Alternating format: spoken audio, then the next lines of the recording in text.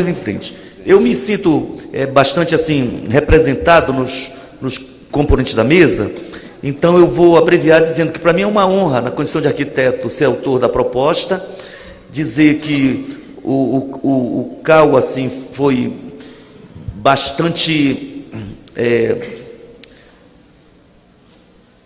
não só vigoroso, mas afirmou simbolicamente a importância da categoria, ao, com inteligência, homenagear a categoria através de uma homenagem a um dos gênios da arquitetura mundial, porque o dia 15 é exatamente dia do nascimento do Oscar Niemeyer.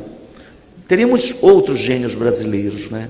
Teria muita gente que mereceria homenagem, mas não há sombra de dúvidas que século XX e grande parte deste século, né, a contribuição do Niemeyer possivelmente foi, do ponto de vista do reconhecimento internacional, uma das mais significativas do planeta.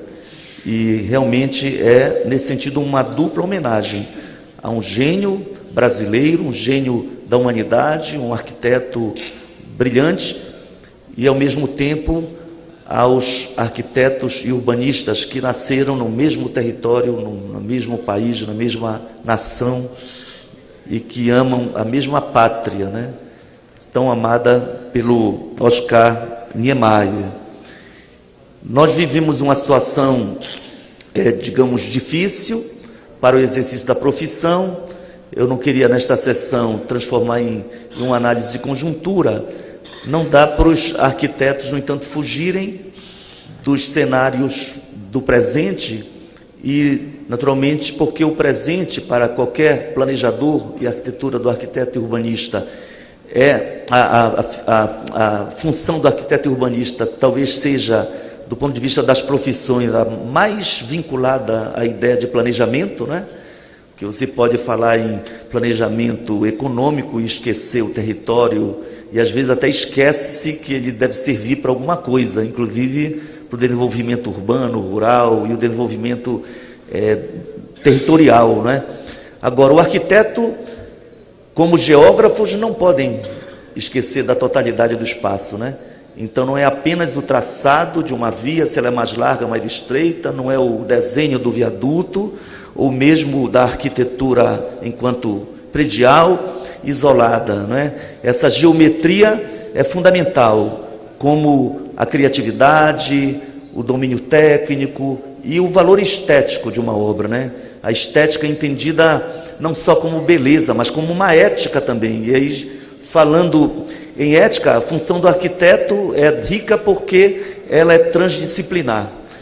Porque o planejamento da arquitetura não pode deixar de levar em conta outras disciplinas científicas, outras áreas de conhecimento, porque ao desconhecê-las nós empobreceríamos o planejamento. Aí viraria pura geometria, né? Se a gente esquece o substrato social dessa materialidade que é, digamos, a arquitetura, né?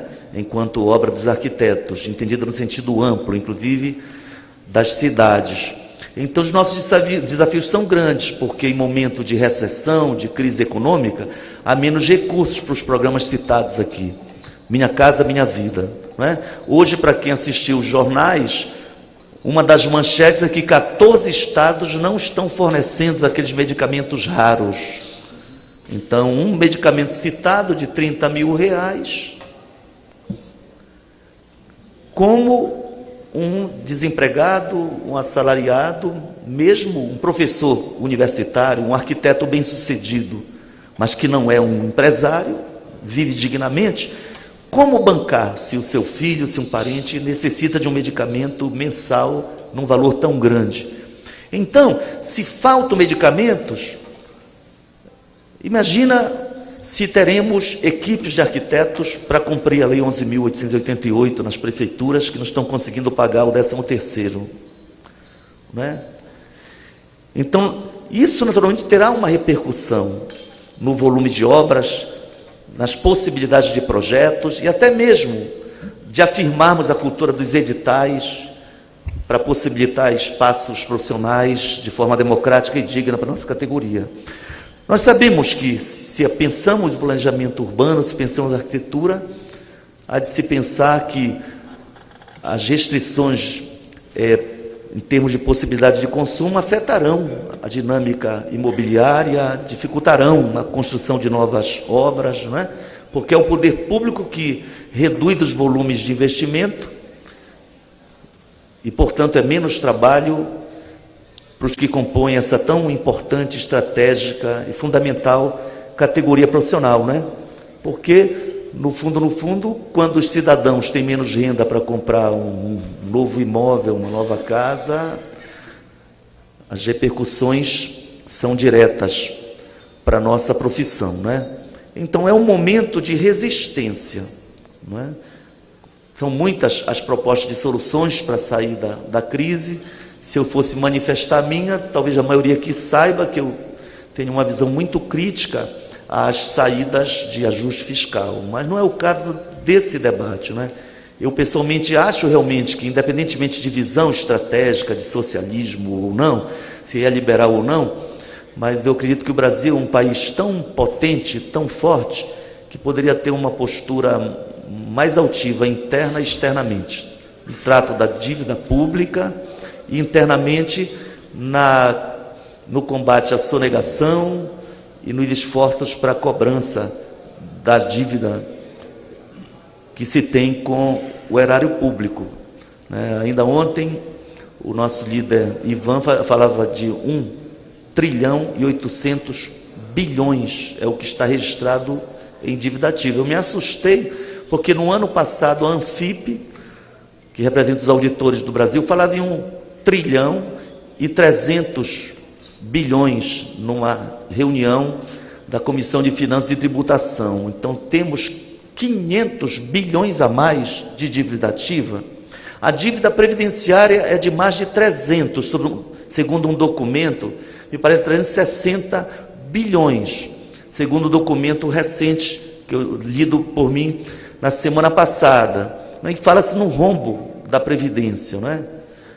Então, mesmo considerando o cálculo com uma única fonte para justificar o rombo, quando não se considera outras fontes da Seguridade Social, se tira esse tipo de reflexão, ainda assim, há esforços a serem feitos que viabilizariam mais recursos para investimentos, para projetos urbanos, projetos de moradia, projetos de saneamento, né?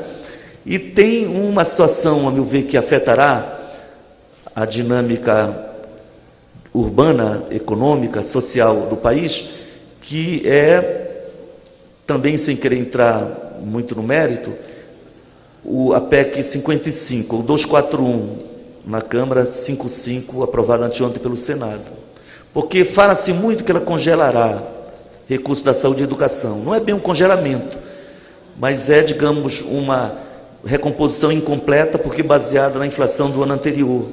Mas ela não é só para o saneamento, não é só para a educação e saúde. O saneamento entra, a infraestrutura da área de mobilidade urbana também entrarão. Então, daqui a 20 anos, eu acho que a principal questão, porque as medidas econômicas, elas sempre provocarão divergências numa sociedade democrática, né? Eu acho que a principal questão, que não deveria haver divergência, é a negação da soberania popular. Eu acredito que este que é o princípio principal, digamos assim, princípio constitucional constrangido com a PEC 55. Porque aprovado por 20 anos, significa que nós exerceremos a nossa condição de cidadãos numa cidadania incompleta, porque é uma cláusula pétrea feita por uma não constituinte. E por 20 anos nós elegeremos presidentes, são 5 mandatos, que não poderão mexer no que está sendo aprovado agora.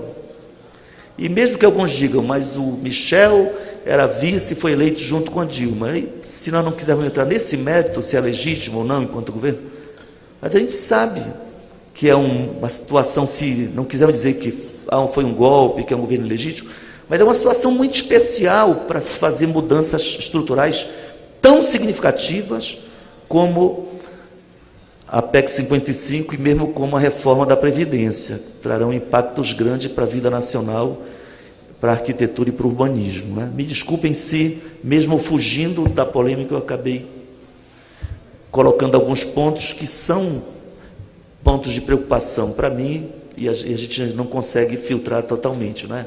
Mas me desculpem para não agredir assim um espaço que é um espaço de diferentes também, tá bom?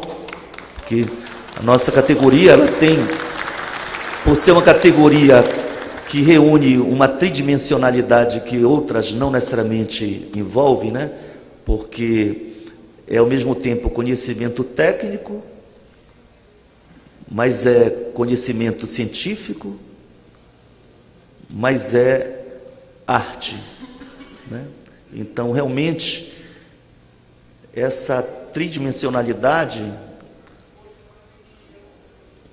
uma trindade, uma diversidade no uno que é a arquitetura e o urbanismo, né? Como não só profissão, mas como um campo disciplinar, um campo científico, dá uma riqueza assim para a nossa profissão e uma dignidade que nos permite dizer que o futuro é promissor a despeito das dificuldades que o presente nos pode colocar, impingir, né?